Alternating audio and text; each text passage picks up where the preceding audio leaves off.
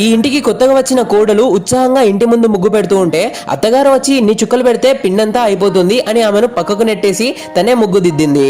పోనీలే అని కోడలు ఇల్లు తుడుద్దామని మాప్ తీసుకొచ్చి నీళ్ళల్లో ముంచి నేరుగా తడితడిగానే నేల మీద రుద్దడం మొదలుపెట్టింది.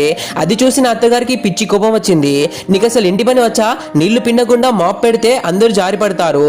ఇప్పుడే ఇలా ఉన్నావు, ఇక కార్తీక మాసం వస్తే ఏం చేస్తావో అని విసుకున్నారు. కొన్ని రోజులకు కార్తీక మాసం రానే వచ్చింది. కానీ ఆ మాసంలో నాన్ వెజ్ తినకూడదనే విషయం ఆ కొత్త కోడలికి తెలియదు. తన భర్తకు ఇష్టమని గుడ్లు వేయించి పొయ్యి మీద చికెన్ వండుతుంటే అత్తగారు వచ్చారు.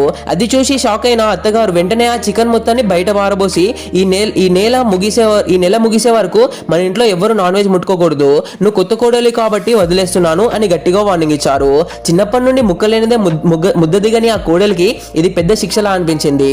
ఆమె బాధగా కూర్చుంటే అత్తగారు వచ్చి పద ఆలస్యం అవుతుంది, వెంకటేశ్వర స్వామి దర్శనానికి వెళ్దాం అన్నారు.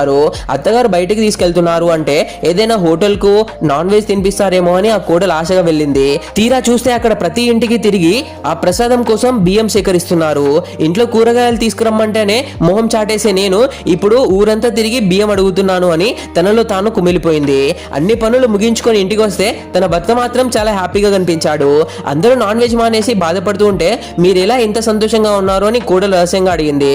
అప్పుడు ఆ భర్త నవ్వుతూ మీరింట్లో భక్తితో పస్తులు ఉంటున్నారు, కానీ నేను ఆఫీస్ నుండి వచ్చేటప్పుడు రోజు హోటల్లో నాకు నచ్చినవన్నీ కుమ్మేసి వస్తున్నాను, ఆ విషయం మా అమ్మకు అస్సలు తెలియదు అని చెప్పి వెళ్ళిపోయాడు.